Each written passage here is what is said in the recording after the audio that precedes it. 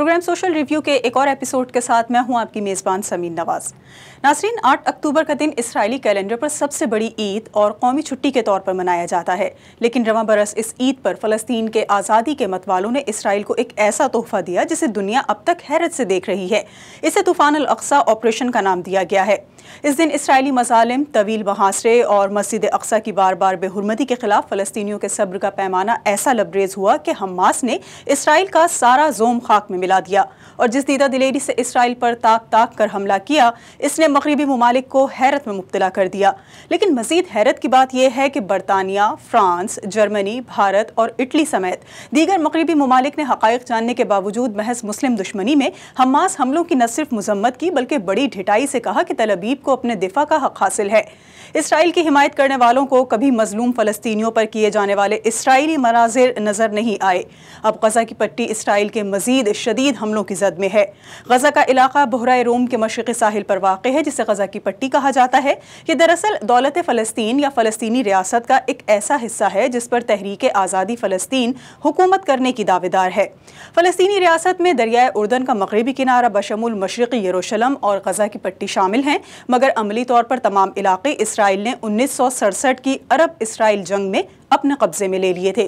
Soviet union کے خاتمے کے بعد مغربی دنیا میں جو نظریہ پیش کیا گیا، اسے تہذیبوں کا تصادم کہا گیا، یعنی اب جنگ طبقاتی نہیں بلکہ تہذیبی ہوگی۔ پچھلے 3 سالوں میں اسی نظریے کے تحت دنیا بھر میں مذہبی منافرت کو مزید ہوا دی گئی، جس میں اسرائیل، امریکہ اور دیگر مغربی سرمایہ دار ممالک نے کلیدی کردار ادا کیا ہے۔ اس طرح سرمایہ دارانہ طاقتیں لوگوں کے اصل مسائل سے توجہ ہٹا کر مذہبی اور تہذیبی منافرت کو پروان چڑھاتی رہی ہیں، اور لگتا ہے کہ یہ جنگ بھی اسی سلسلے کی ایک کڑی ہے۔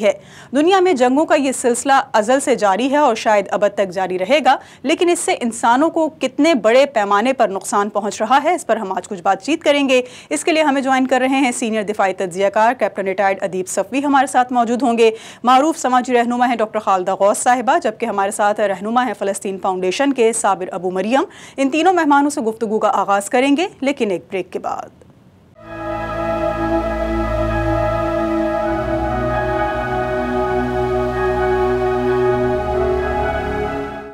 ویلکم بیک ناظرین، پروگرام سوشل ریویو میں ایک بار پھر آپ کو خوش آمدید کہیں گے۔ کیپٹن ریٹائرڈ ادیب صفوی، ڈاکٹر خالدہ غوث اور صابر ابو مریم ہمارے ساتھ پروگرام میں گفتگو کے لیے موجود ہیں۔ صفوی صاحب کی طرف سب سے پہلے ہم جانا چاہیں گے اور ان سے جاننا یہ چاہیں گے، صفوی صاحب، یہ کیوں ثابت کرنے کی کوشش کی جا رہی ہے یا یہ کیوں باور کرانے کی کوشش کی جا رہی ہے کہ حماس اسرائیل کے ساتھ جارحانہ رویہ اختیار کر رہا ہے، ماں سوائے اس کے کہ فلسطینیوں کی بقا کی جنگ لڑتا نظر آتا ہے اس وقت حماس؟ بہت شکریہ سمین۔ بسم اللہ الرحمن الرحیم۔ یہ جو نیریٹو پیش کرنے کی کوشش کی جا رہی ہے، جس پر ذکر کیا آپ نے انٹرو میں، یہ کوئی نئی بات نہیں ہے۔ پچھلے 75 سالوں سے یہی چیز جو ہے وہ مختلف انداز سے مختلف لفظوں میں بیان کرنے کی کوشش کی جا رہی ہے، اسٹارٹنگ فرام ٹائم کی وہ حضرت سلیمان کا ٹیمپل تھا اور ایک فکٹیشس کہانی ڈالی گئی، ان کا اپنا ہوم لینڈ ہے، پھر یہ ہے، بہت ساری کہانیاں آپ نے سنی ہوں گی، جو کہ جس کی بنا پر یہ جسٹیفائی کرنے کی کوشش کی گئی کہ یہاں پر اسرائیل جو یہودی جو آئے تھے 1945 کی جنگ کے بعد، ورلڈ وار 2 کے بعد، یہ ان کا اپنا حق تھا، کیونکہ یہ ان کی جگہ ہے جہاں پر وہ آ کے آباد ہوئے، جبکہ حقیقت بالکل اس کے برعکس ہے۔ اس لیے یہ کہنا کہ فلسطین جو ہے وہ انہوں نے حملہ کیا ہے اور ان کی زیادتی ہے، یہ محض ایک پروپیگنڈا ہے، اس کا حقیقت سے کوئی تعلق نہیں ہے۔ خالدہ صاحبہ، آپ سے جاننا یہ چاہیں گے کہ جنگیں کبھی بھی انسانی مفاد میں نہیں رہی ہیں، لیکن فلسطین اسرائیل معاملے میں حالیہ واقعات کو کس تناظر سے دیکھا جا رہا ہے اور انسانی حقوق کی تنظیمیں اس نقصان کو روکنے کے لیے کیا اقدامات کر رہی ہیں؟ دیکھیے، ہیومن رائٹس کے جو بین الاقوامی سطح کے اوپر لوگ ہیں، انہوں نے اظہار تشویش تو کیا ہے جانی نقصان پہ، اور وہ اس لیے کیا ہے کیونکہ اس جنگ کے اندر اور اس سے پہلے جتنے بھی اسرائیل نے حماس کے یہ غزہ کے اوپر جو اپنے جتنی بھی جنگیں کی ہیں، اس نے وائلیشن کیا ہے انٹرنیشنل لاء کا، انٹرنیشنل ہیومینیٹیرین لاء کا۔ ہم سب کو پتہ ہے کہ جنگیں جب ہوتی ہیں تو وہ اس کے کچھ حدود اور کچھ قوانین ہیں بین الاقوامی سطح کے اوپر، اس کے اندر رہ کے کرنا چاہیے. مگر یہاں پہ تو نہ وہ یہ دیکھتے ہیں کہ کیونکہ ایک کانسیپٹ ہوتا ہے کہ کمبیٹ ہوتی ہے. یہاں پہ تو بچے بھی مارے جاتے ہیں, خواتین بھی ماری جاتی ہیں, اور جو نان کمبیٹنٹس ہیں, عام سویلینس ہیں, ان کو بھی ٹارگٹ کیا جاتا ہے. ایسی بلڈنگز کو بھی کیا جاتا ہے کہ جس میں اسپتال اور اسکول اور دوسرے ریفیوجی کیمپس کو بھی ٹارگٹ کیا جاتا ہے. بالخصوص یہ سو کالڈ سویلائزڈ ویسٹ جو ہے, جو اتنا شور مچاتی ہے ہیومن رائٹس کا اور ہیومینیٹیرین لا کا. آپ یوکرین کے سلسلے میں دیکھیں, انہوں نے یہ دوہرے معیار جب رکھتے ہیں اور جب یہ جانے دوسرے علاقوں میں دیکھتے ہیں جاتے ہوئے کانفلکٹ کے اندر, اس کے اندر یہ بالکل بھی اس کا احساس نہیں کرتے. ہم نے ای یو کو بھی دیکھا, ٹھیک ہے انہوں نے بیک ٹریک کیا ہے, مگر سب سے پہلے ان کا بیان آیا تھا کہ انہوں نے ایڈ کو بھی بند کیا ہے. تو مگر ٹھیک ہے انہوں نے بیک ٹریک کیا ہے اس کے اوپر, اور انہوں نے کچھ شرائط کی ہیں. صابر ابو مریم بھی ہمارے ساتھ موجود ہیں, فلسطین فاؤنڈیشن کے رہنما ہیں. صابر صاحب, مسئلہ فلسطین کو اجاگر کرنے کے بجائے حماس کے فلسطینیوں کو اسرائیل کے ساتھ زیادتی کا مرتکب کیوں قرار دیا جا رہا ہے؟ بسم اللہ الرحمن الرحیم. دیکھیے, جو مسئلہ فلسطین ہے وہ بہت واضح ہے, اور ہم جانتے ہیں کہ گزشتہ 75 سالوں سے ہمارے فلسطینی بھائی مقبوضہ ہیں. ان کو گھروں سے نکالا گیا ہے, ان کی زمینوں پر قبضہ کیا گیا ہے, خواتین کی جو عزت آبرو ہے اس کی بے حرمتی کی گئی ہے, اور اسی طرح ہمارے نوجوان بزرگوں کو جیلوں میں ڈالا گیا ہے, حتیٰ چھوٹے بچوں کو. یہ ایک 75 سالہ ظلم کی تاریخ ہے, بربریت کی, سفاکیت کی, جو غاصب صہیونی ریاست اسرائیل کی جانب سے بپا کی گئی ہے. اور اس سے تھوڑا سا پیچھے چلے جائیں, جب اسرائیل کو بنانے کی کوششیں کی گئیں تو 1917 سے جو بیلفور ڈکلیریشن ہے, وہ اس وقت سے لے کر اب تک اگر ہم دیکھیں تو کوئی 100 سال بنتے ہیں.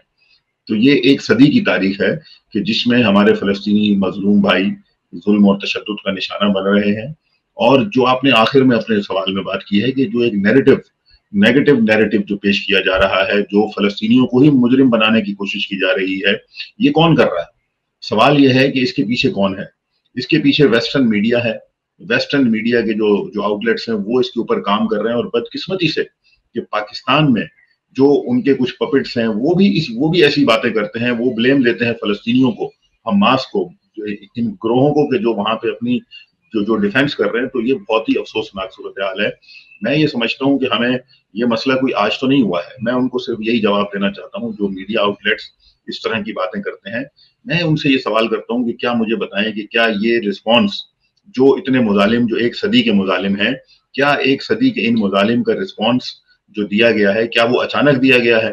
کیا ایسا تھا کہ کوئی ایک دن پہلے مسئلہ فلسطین کا کھڑا ہوا اور ایک دن بعد ہی جو ہے وہ ان لوگوں نے کوئی جارحیت کر دی؟ نہیں, یہ 100 سالہ مظالم کے اوپر ایک رسپانس ہے. اس کے اوپر انہوں نے ایک اپنی رسپونڈڈ کاروائی کی ہے, جوابی کاروائی ہے. یہ کوئی حملہ نہیں ہے, یہ کوئی دہشت گردی نہیں ہے, یہ ان کا رائٹ ہے.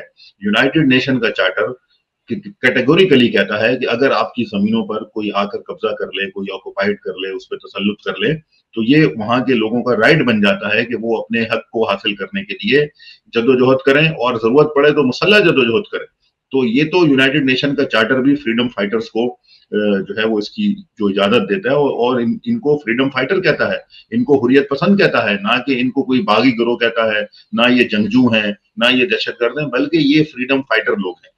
اس کی بڑی کیٹیگوریکلی ہمیں شناخت ہونی چاہیے. اور ان لوگوں سے بھی میں کہتا ہوں کہ خدا را, یہ وقت کوئی اسرائیل امریکہ کے لیے نمبر بنانے کا نہیں ہے. آپ کو کچھ حاصل نہیں ہوگا.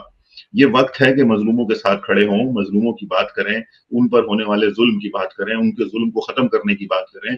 ٹھیک, صفی صاحب یہ بتائیے گا کہ پاکستان 2 ریاستی حل کی بات کرتا ہے, جبکہ دیگر اسلامی ممالک کی اگر بات کی جائے تو وہ کھل کر فلسطینیوں کی حمایت کرتے نظر آتے ہیں اور کہتے ہیں کہ ہم فلسطینی بھائیوں کے ساتھ اس جنگ میں شامل ہیں. اس معاملے میں پاکستان کا رویہ خاصا محتاط نظر آتا ہے, اس کی کیا وجہ ہے؟ اب یہ بہت ہی سینسیٹیو کوشچن کر لیا آپ نے. اگر اس کی صحیح تشریح میں کروں تو وہ شاید آج کل کے ماحول میں وہ مناسب نہ ہوگا, لیکن یہ ضرور ہے کہ ہم نے ہمیشہ دیکھا کہ پاکستان کی طرف سے جو بھی فلسطینی کے حق میں اسٹیٹمنٹس آتے رہے وہ زیادہ تر لفظوں پر مبنی تھے, جن کا अमल दखल या प्रैक्टिकल उसका इम्प्लीकेशन कोई नहीं थी। सिर्फ एक मॉरल और स्पिरिचुअल सपोर्ट देने के लिए उनको आप करते हैं, वरना हकीकत तो ये है, मैं वो जो जवाब देना चाहूँगा वो ये कि जैसे ज़ियाउल हक मरहूम ने राजीव गांधी को 1984 में वार्निंग दी थी, जो वो ब्रास टैक्स कर रहे थे और उनकी अपनी फौजें इधर लगा दी थी, कि उन्होंने कहा था उनको कि अगर मैं वापस जा रहा हूँ पाकिस्तान, वो क्रिकेट मैच देखने गए थे, वापस जा रहा हूँ पाकिस्तान, जब मैं वहाँ उतरूंगा अगर उस हद तक आपने अपनी फौजों का रुख नहीं मोड़ा तो मेरा सिर्फ एक ऑर्डर होगा, फायर। उसके बाद के जो कॉन्सिक्वेंसेज हैं वो आप जाने या दुनिया जाने, मुझे इसकी कोई फिक्र नहीं है। ये डिटरेंस कायम हो गई थी इंडिया पाकिस्तान के दौरान कि न्यूक्लियर डिटरेंस, एक दूसरे की रिस्पेक्ट, एक दूसरे के मामलात में एहतियात से काम लिया जाता था, लेकिन वो बाद में उसमें भी प्रॉब्लम्स आ गई। तो उसी किस्म का स्टेटमेंट चाहिए आपको पाकिस्तान की तरफ से टूवर्ड्स इजराइल। खालिदा साहिबा, इस वक्त फ़लस्तीनियों का खाना और पानी बंद कर दिया गया है। दीगर वो तमाम तर सहूलियात जो इमदाद की मद में उनको फराहम की जा रही थी, कैंपों में उनको अब नहीं दी जा रही हैं, क्योंकि तमाम तर रास्ते मज़ीद बंद कर दिए गए हैं, उन पर ज़िंदगी मज़ीद तंग की जा रही है। आपको क्या लगता है, क्या मगरबी ममालिक की इसराइल से हिमायत इस जंग को बढ़ाने की एक बड़ी वजह है? गाज़ा स्ट्रिप के अंदर पिछले 17 साल से जो हो रहा है वो इंसानी जानों का ज़ाया हो रहा है और एक दहशतगर्दी है, स्टेट लेवल के ऊपर है। ये कॉन्फ्लिक्ट डिस्प्रपोर्शनेट है, ये बिल्कुल ही डिस्प्रपोर्शनेट यूज़ ऑफ फोर्स भी है, वो भी आप देख लीजिए। ह्यूमैनिटेरियन लॉस का जिस तरह से वायलेशन हो रहा है वो भी आप देख लीजिए। अंडर सीज है, कहीं पे इनको कोई भी चीज़ों का यानी जो पानी है, खाना है, ये सारी चीज़ें हैं, अद्वियात हैं, वो नहीं पहुंचाई जा सकती हैं। तो ये तो मैं आम बातें कह रही हूँ, मगर ये बहुत ज़रूरी चीज़ें हैं और इसको किस हद तक लेके जाया जाएगा। उन्होंने अपना एक कैरियर, एयरक्राफ्ट कैरियर भी वहाँ पे लाके खड़ा कर दिया है। तो ये लगता ये है कि इस जंग को एक बड़े पैमाने में फैलाना चाह रहे हैं या फियर के एलिमेंट को इतना बढ़ाना चाह रहे हैं कि जहाँ पे विजन जो है वो मज़ीद बढ़ाएगी। साबिर साहब, आप किस तरह से देखते हैं कि जिस तरह से मज़ीद ज़िंदगी तंग कर दी गई है फ़लस्तीनियों पर, और गज़ा के रिहायशी जो कैंपों में मुकीम थे वो अस्पतालों में या स्कूलों की इमारतों में पनाह लिए हुए थे, उन पर ज़िंदगी मज़ीद तंग कर दी गई है। क्या आपको लगता है कि वाकई इस जंग में मज़ीद तूल आएगा, ये मज़ीद बढ़ेगी, और न सिर्फ ये इसका दौरानिया बढ़ेगा बल्कि और दीगर तमाम तर मगरबी ताकतें या इसराइल के हिमायती इसको बड़े पैमाने पर ले जाकर दीगर ममालिक में भी जंग करना चाहेंगे? जो इस वक्त की सूरत हाल के हवाले से आपने बात की, देखें ये बहुत ही इस वक्त बड़ी पेचीदा किस्म की सूरत हाल है।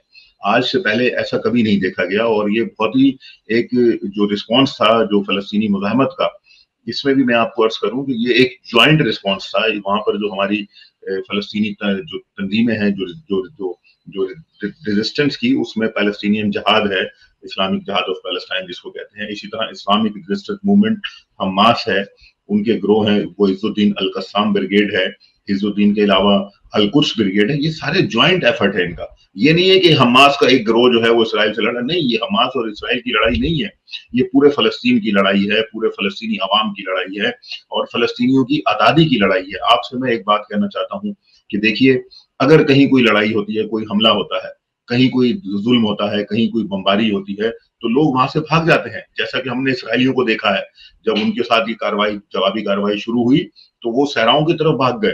उन्होंने वो अपने बिन गोरियों ने वो एयरपोर्ट का वो रुख कर लिया, वो छोड़ छोड़कर भाग रहे हैं वहां से। लेकिन जो फलस्तीनी है, क्योंकि वो फलस्तीन के मकामी लोग हैं, गजा के ऊपर आज 5 दिन हो गए, 6ठा दिन शुरू है, मुसलसल बमबारी है।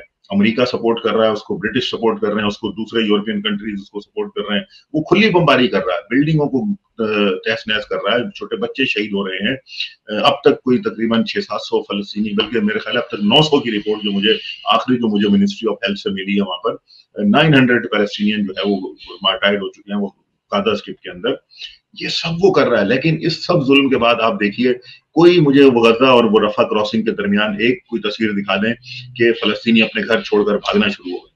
सफ़ी साहब, आप क्या कहेंगे इस हवाले से? आपकी क्या राय है? जिस तरह से दोनों मेहमानों ने कहा कि ये जंग तूल इख्तियार करती नज़र आ रही है, क्या आपको लगता है कि ये जंग वाकई तवालत इख्तियार करेगी या कोई जंग बंदी का भी दिल से हामी है? देखिए, अगर इन्होंने ऐसी हिमाकत की तो तीसरी जंग तो आलमी जंग तो शुरू हो जाएगी। लेकिन मैं समझता हूँ ये ऐसी धमकी है, इससे पहले भी जब इनके बड़े बुश साहब थे और वो रम्सफेल्ड वगैरह इनके सेक्रेटरी थे डिफेंस, उस वक्त भी जब इन्होंने अफगानिस्तान पे बॉम्बिंग शुरू की थी, उस वक्त इनका प्लान ये था कि they have to take out 7 countries in 5 years, जिसमें ईरान भी शामिल था। लेकिन उसके बावजूद इनकी हिम्मत नहीं हुई।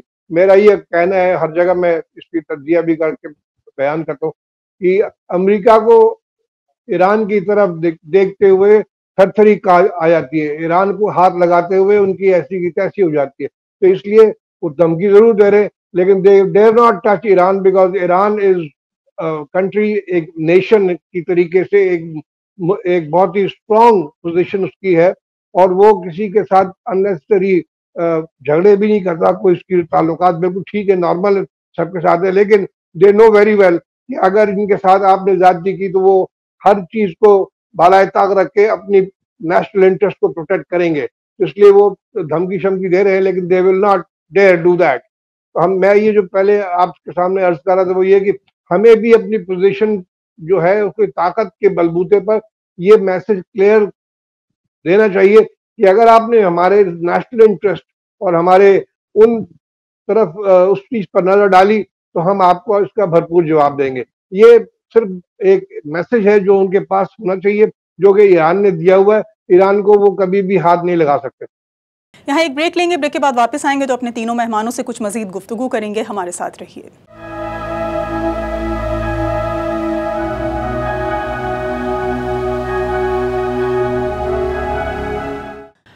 वेलकम बैक नाजरीन। प्रोग्राम सोशल रिव्यू में एक बार फिर आपको खुशामदीद कहेंगे।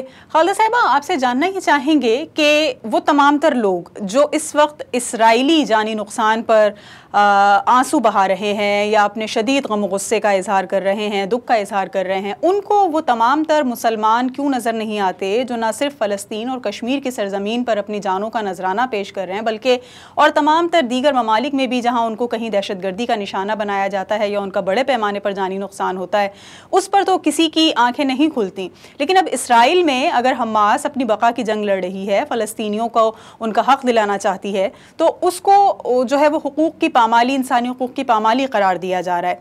ये दोहरा मयार क्यों है अहले मगरिब का और इसकी क्या वजूहात हैं? देखिए, एक तो ये है कि ये जो डिस्क्रिमिनेशन है और रेशिज्म है, न्यू वेव ऑफ रेशिज्म मज़हब की बुनियाद के ऊपर, ये हमने 9/11 के बाद बहुत इसकी एक नई सूरत देखी है। और हमने प्रोफाइलिंग भी देखी मुल्कों के अंदर, और हमने बंटवारा भी देखा, जहाँ पे हमने ये देखा कि रेशिज्म इस नौइयत से देखिए कि इन लोगों ने बस दुनिया को बांट दिया है मज़ाहिब की बुनियाद के ऊपर, और इसने कोई दुनिया में अमन के मौक़े बढ़ाए नहीं है, इसने सिर्फ मौक़ों को कम किया है। और इसकी सूरत हाल इस नौइयत से निकली है कि ये लोग रियलाइज़ नहीं करते कि इनके अपने माशरों के अंदर एक्सट्रीमिज़म एक नई सूरत में पैदा हुई है, चाहे वो अमेरिका हो, चाहे वो यूरोप हो, इनके अपने मुल्कों के अंदर भी कहीं पे भी अगर ये सपोर्ट करेंगे इस नौइयत की एक्टिविटीज़ को, तो it is bound to affect their own countries also.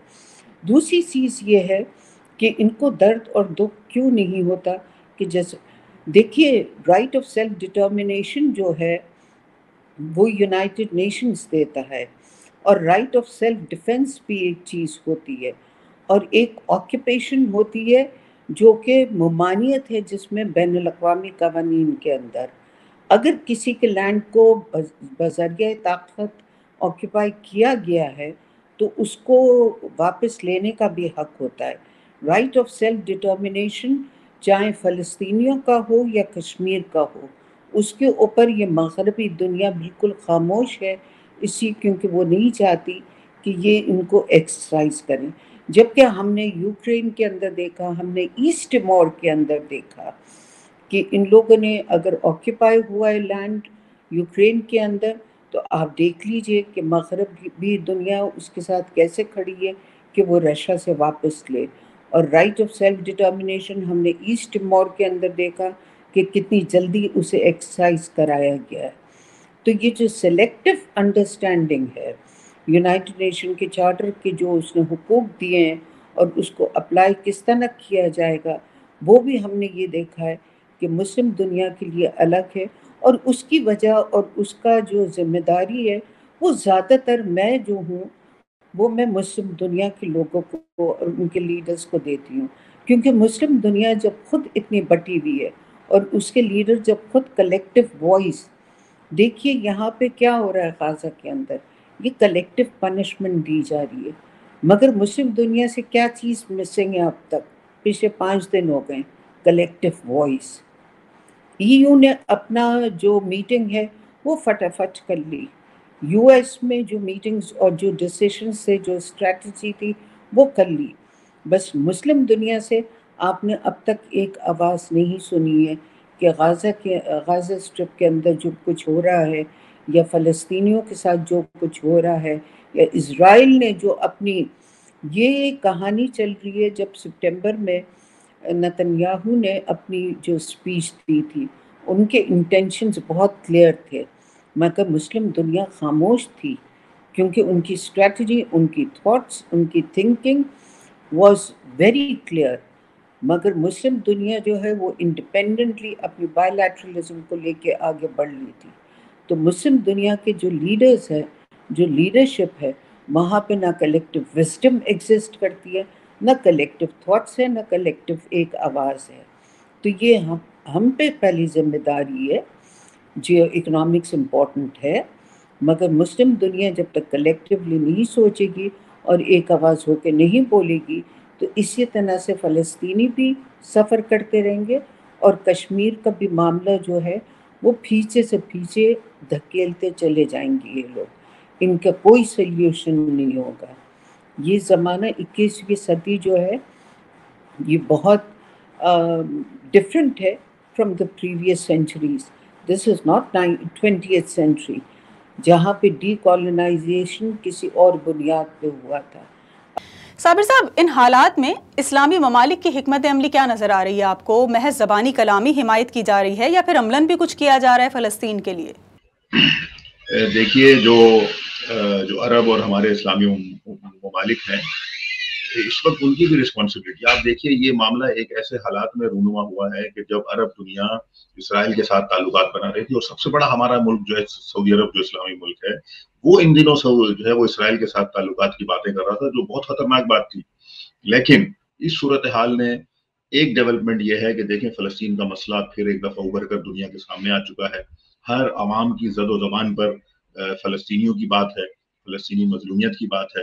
اور میں یہ سمجھتا ہوں یہ بہت ایک گولڈن اپارچونٹی ہے ان رجیمز کے لیے کہ جو اسرائیل کے ساتھ دوستی کر رہے تھے یا فلسطین کو جس سے نقصان پہنچ رہا تھا، کہ وہ اپنی پالیسی کو ریویو کرے. وہ دیکھیں گے یہ ہمیں کیا کرنا ہے. صرف زبانی کلامی نہیں، صرف اجلاس میں نہیں، بلکہ یہ پریکٹیکل کام کرنے کا وقت ہے. میں حکومتوں سے اپیل کرتا ہوں، میں پہلے بھی کئی ٹی وی چینلز پر گفتگو کر چکا ہوں، اور میں نے ہر جگہ یہ گزارش کی ہے کہ دیکھیے، اس وقت ہماری ذمہ داری ہے کہ ہم ایک فلسطین فنڈ قائم کریں، فلسطینیوں کی مدد کریں، فلسطینیوں کی مشکلات کو دور کریں، وہاں پر پیرامیڈکس اسٹاف بھیجیں. آپ دیکھیں، اسرائیل نے ہاسپٹلز کو تباہ کیا. 9 ہاسپٹل آج تک، ابھی تک جو 10 منٹ پہلے مجھے رپورٹ آئی ہے وہاں سے، 9 hospitals were targeted by Zionist رجیم.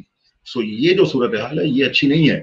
اس میں ہمارا جو فریضہ ہے، جو حکومتوں کا، یعنی ہم سے مراد جو میری بات ہے، جو آپ نے سوال بھی کیا ہے، ان حکومتوں کو چاہیے کہ آگے بڑھیں، پریکٹیکل گراؤنڈ پر آئیں، فلسطین فنڈ قائم کریں، فلسطین کے اندر پیرامیڈکس ٹیمز بھیجیں، اور جہاں تک ممکن ہو ان فلسطینی مزاحمت کی سپورٹ کریں. مزاحمت اس وقت، کل رات کو بھی جو ہماری بات ہوئی ہے وہاں پر، جو فلسطین مزاحمت حماس کے جو نمائندے ہیں، جو ان سے بات ہوتی رہی ہے، ان سب کا کہنا بہت ہی کیٹیگوریکلی ہے کہ بھائی ہم پیچھے نہیں ہٹیں گے. یہ پیچھے ہٹنے کا وقت نہیں ہے، اب یہ آگے بڑھنے کا وقت ہے، اور ہم کسی کے زمینوں پہ قبضہ نہیں کر رہے. ہم کسی کے گھروں پہ قبضہ نہیں کر رہے، ہم بلکہ اپنی زمینیں، اپنے گھر، اپنے علاقے، اپنے باغات، اپنے کھلیان، ہم وہ آزاد کروانے کی جنگ لڑ رہے ہیں. ہم آگے بڑھیں گے. یوں انہوں نے آگے بڑھنے کا فیصلہ کیا ہے، ہمیں چاہیے ہم ان کے فیصلے کو احترام کریں، کیونکہ فلسطینیوں کے احترام، ان کی رائے کا احترام کرنا ہماری ذمہ داری ہے، اور ان کی رائے کے ساتھ ہم آگے بڑھیں، سپورٹ کریں، مالی سپورٹ کریں، اور جو امداد ہو سکتی ہے ان کی پیرامیڈکس کے حوالے سے میڈیکل امداد کریں، اور جو بھی مدد ان کو ضرورت ہے ہمیں کرنی چاہیے. سفارتی مدد کریں، سیاسی مدد کریں، مالی مدد کریں، ہر عنوان سے کریں. صفی صاحب، آپ سے جاننا یہ چاہیں گے کہ جنگ بندی کے بیانات تو ہر سطح پر دیے جا رہے ہیں، لیکن جس طرح اسرائیل کے لیے اسلحہ اور دیگر امداد فراہم کی جا رہی ہے، اس سے کیا لگتا ہے کہ سامراجی قوتیں یہ جنگ بندی چاہتی بھی ہیں یا نہیں؟ دیکھیے، ایک بات بہت سمجھنے کی ہے، بہت ضروری، کہ جب سے دوسری جنگ عظیم ختم ہوئی ہے، جتنی بھی دنیا میں جنگیں ہوئی ہیں، اس کے محرکات کیا ہے اور کس نے شروع کی اور کیا ان کے آبجیکٹیوز تھے. تو آپ کو ایک چیز کامن فیکٹر نظر آئے گا. جتنی بھی جنگیں ہوئی، چاہے وہ ویتنام کی ہو، چاہے وہ کوریا کی ہو، چاہے وہ افغانستان کی ہو، اینی ویئر، اور ابھی جو ٹینشن ایریاز چل رہے ہیں ساؤتھ چائنا سی میں، یا یہ تمام چیزیں، اس میں ایک کامن فیکٹر نظر آئے گا، وہ ہے امریکہ. امریکہ اپنا اثر و رسوخ قائم رکھنے کے لیے، اپنی چودراہٹ قائم رکھنے کے لیے دنیا کے مختلف ممالک پر اس طرح کے حالات پیدا کرتا ہے جہاں پر جنگیں چلتی رہیں، اور تاکہ ان کی جو ویپن انڈسٹری ہے وہ فلرش کرے. بیکاز امریکہ کا مین جو ایکسپورٹ ہے ان کا، وہ ہے ان کی آرمڈ انڈسٹری.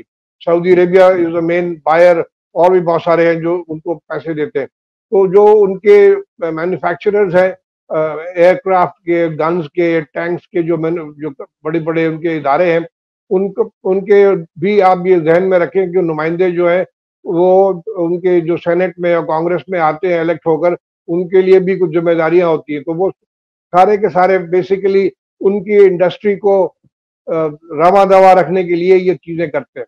تو اس لیے ابھی جو جنگ بندی کی بات کی ہے، وہ سیکورٹی کونسل میں امریکہ کو کافی بڑی شکست ہوئی ہے، بیکاز وہاں پر ایک بہت ہی جو بھی پروپوزل تھا کویت کا اور امریکہ کا، جب اس پر ووٹنگ کرائی گئی تو 14 میں سے 11 ووٹ کویت کے پروپوزل کو ملے، اور ان کو اپنا ایک ہی ووٹ ڈالنے کا ہوا، کسی نے ان کے پروپوزل کو ووٹ نہیں ڈالا. تو اس سے اندازہ یہ ہو رہا ہے کہ سیکورٹی کونسل میں بھی ان کا اثر و رسوخ کافی حد تک کم ہو گیا ہے، اور سوائے ویٹو کے استعمال کیے اور کوئی ان کے پاس چارہ کار نہیں ہے. تو میں سمجھتا ہوں کہ ابھی بڑی منت سماجت کی جا رہی ہے کہ جنگ بندی کر لی جائے، کیونکہ بیشتر کافی شہروں پر اس کی اسرائیل کے حماس نے قبضہ کیا ہوا ہے، کنٹرول ان کا ابھی تک قائم ہے. تو وہ یہ چاہ رہے ہیں کہ کسی طریقے سے جنگ بندی ہو جائے، اور یہ تمام تر جو لوازمات ہے جنگی اسلحے بھیجنے کا، یہ اس کو نہ ضرورت پڑے. لیکن ظاہر بات ہے اس وقت امریکہ کے لیے مشکل ہے کہ یوکرین کی جنگ کو سنبھالوں کہ یا اسرائیل کی جنگ کو سنبھالوں. تو یہ جو بھی سلسلہ چل رہا ہے، اس میں ٹو فرنٹ وار سچویشن میں جو ایمونیشن سپلائیز ہیں ان کا بڑا پرابلم ہو رہا. تو امریکہ چاہ رہا ہے کہ اس کو جلد از جلد اس کی کوئی جنگ بندی ہو جائے، تاکہ پھر اس کے مطابق آگے چلے.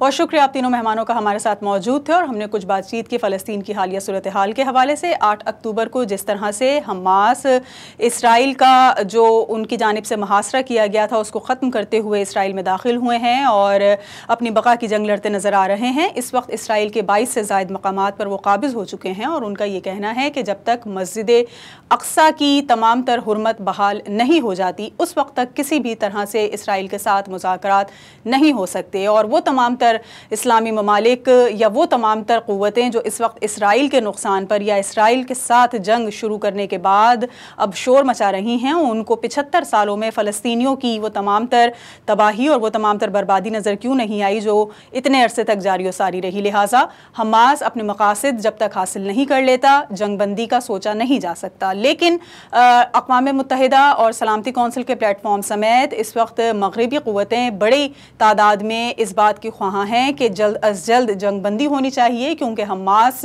نہ صرف یہ کہ اسرائیل کا بڑے پیمانے پر جانی نقصان کر رہا ہے، بلکہ قوی امکان ہے کہ جو عزائم ہیں اس میں بھی کسی حد تک کامیاب ہو سکتا ہے. آج کے اس پروگرام کے لیے اتنا ہی. اگلے ہفتے ایک اور موضوع کے ساتھ حاضر ہوں گے. پروگرام ٹیم کے ساتھ سمیر نواز کو اجازت دیجیے. اللہ نگہبان.